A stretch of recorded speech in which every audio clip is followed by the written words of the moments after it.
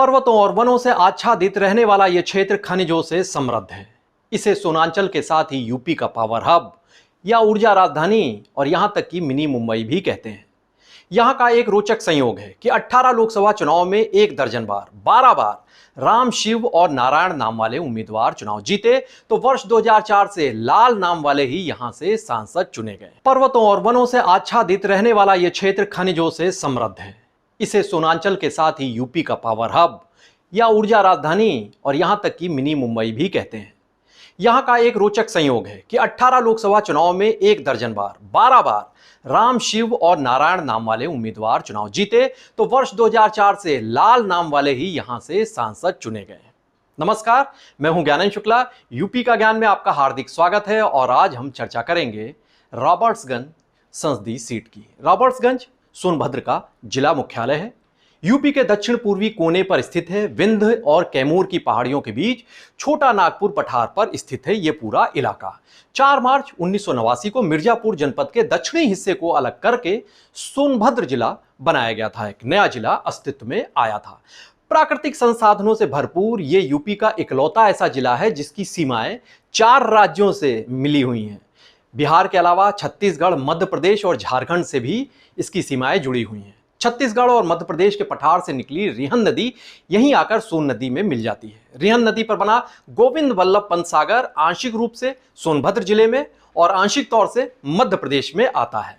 सोनभद्र में सोन, कर्मनाशा, चंद्रप्रभा, रिहंद, रेणु, घग्गर इत्यादि नदियां प्रवाहित होती हैं यहां से। इस क्षेत्र में गुफाओं के जो भित्ति चित्र हैं और चट्टानों पर जो चित्रकारी की गई है आदिकाल से, वो प्रागैतिहासिक काल से ही मानवीय गतिविधियों की यहाँ पर पुष्टि करती है कि यहाँ पर मानव यहाँ पर निवास करते थे। यहाँ के कंडाकोट नामक स्थान पर ऋषि कर्ण की तपोस्थली है। महाभारत युद्ध के दौरान कहा जाता है कि जरासंध ने यहाँ कई शासकों को बंदी बनाकर रखा था इसी क्षेत्र में। यह क्षेत्र कौशल, मगध, नागवंश, गुर्जर प्रतिहारों के पास रहा।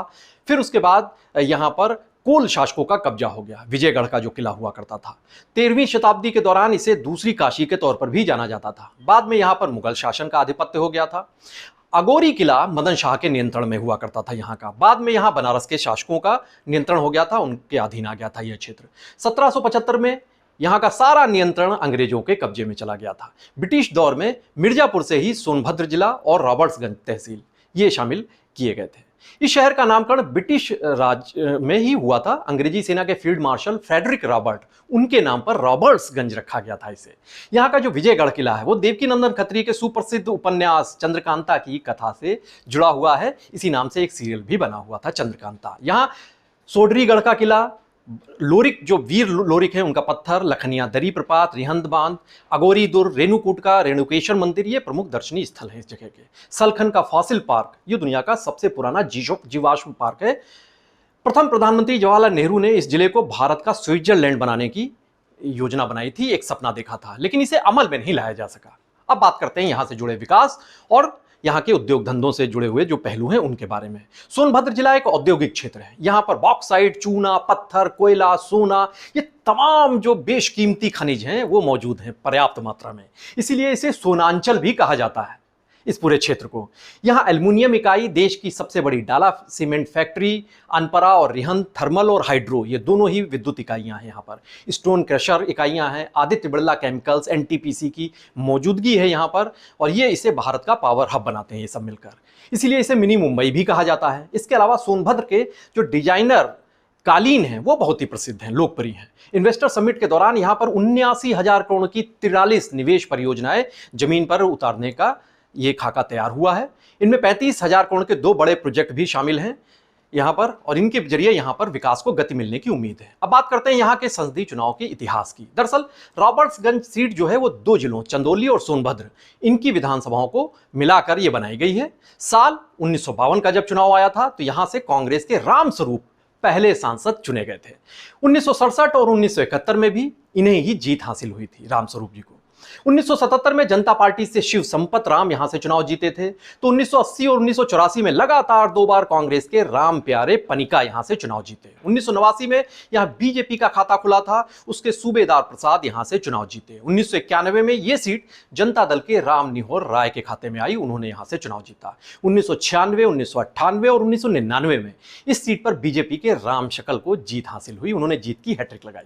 2004 में बीएसपी का खाता खोला लालचंद कोल ने, और 2009 में समाजवादी पार्टी के पकौड़ी लाल कोल यहां से चुनाव जीते और सांसद बने। 2014 की मोदी लहर जब आई तो यहां पर बीजेपी के छोटे लाल ने अपना परचम फहराया, उन्होंने बीएसपी के शारदा प्रसाद को 1,90,486 वोटों से मात दे दी, पटखनी दे दी। समाजवादी पार्टी के पकौड़ी लाल भी चुनाव लड़े थे, लेकिन तीसरे पायदान पर रहे थे। 2019 में पकौड़ी लाल कोल विजेता हुए, लेकिन इस बार पाला बदलकर वो अपना दल के साथ आ गए थे, अपना दल सोनेलाल के साथ एनडीए गठबंधन के उम्मीदवार के तौर पर चुनाव लड़े थे पकौड़ी लाल कोल।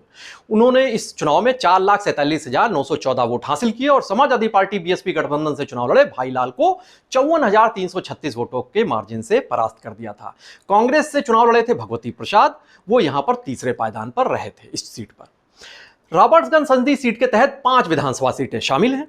इनमें से चंदौली की चकिया सीट, ये सुरक्षित सीट है, ये शामिल है, और सोनभद्र की बाकी जो सीटें हैं घोरावल, रॉबर्ट्सगंज, ओबरा और दुद्धी सीटें शामिल हैं। ओबरा और दुद्धी ये अनुसूचित जनजाति यानी शेड्यूल्ड ट्राइब्स के लिए आरक्षित सीटें हैं। साल 2022 के विधानसभा चुनाव जब हुआ था तो इनमें से सभी सीटें बीजेपी के खाते में दर्ज हुई थी। चकिया से कैलाश खरवार चुनाव जीते थे, घोरावल से अनिल कुमार मौर्य, रॉबर्ट्सगंज से भूपेश चौबे, ओबरा से संजीव गौड़ और दुद्धी से राम दुलार गौर, ये यहां से चुनाव जीते थे और विधायक बने थे। बात करते हैं वोटरों की तादाद और सामाजिक समीकरणों की, तो इस सीट पर 17,77,108 वोटर्स हैं, जिनमें सर्वाधिक 2.5 लाख के करीब ये आबादी दलित वोटरों की है।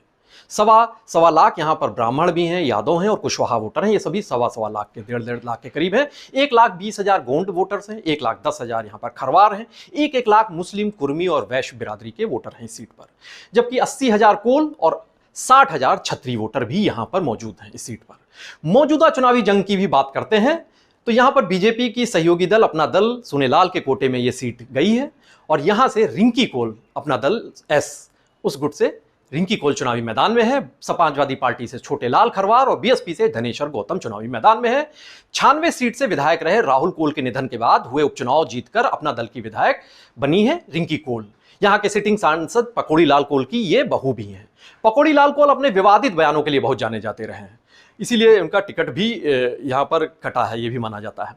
सवर्णों के खिलाफ इन्होंने कई बयान दिए, वो वायरल भी हुए। अब वो एनडीए खेमे के लिए गले की फांस बने हुए हैं। चुनाव में ऐसे मौके, ऐसे मसले बड़े दिक्कत तलब होते हैं। चंदौली के नौगढ़ के निवासी छोटे लाल खरवार ये 2014 के लोकसभा चुनाव में इसी सीट से बीजेपी के सांसद रहे थे, लेकिन ये सीट अपना दल के खाते में जब गई तो इनका टिकट कटा और ये नाराज हुए और पाला बदल कर समाजवादी पार्टी में शामिल हो गए और उनके प्रत्याशी के तौर पर चुनाव लड़ रहे हैं। बीएसपी के धनेश्वर गौतम लालगंज के निवासी हैं, पेशे से अधिवक्ता हैं गौतम, दुद्धी विधानसभा से प्रभारी भी रहे हैं बीएसपी के। 2017-2022 में ये 96 विधानसभा सीट से बीएसपी प्रत्याशी के तौर पर चुनाव लड़े थे, हालांकि हार गए थे। बहरहाल रॉबर्ट्सगंज लोकसभा सीट पर मुकाबला बेहद दिलचस्प बना हुआ है, कांटे की टक्कर हो रही है। यहां का जो मुकाबला है वो एनडीए की रिंकी कोल और समाजवादी पार्टी के छोटे लाल के दरमियान सिमटा हुआ नजर आ रहा है। सोनांचल से फतेह हासिल करके जीत रूपी सोना यहां पर किसे हासिल होगा, इस ओर सबकी निगाहें बनी हुई हैं और आप भी बने रहिए पीटीसी न्यूज उत्तर प्रदेश के साथ। नमस्कार।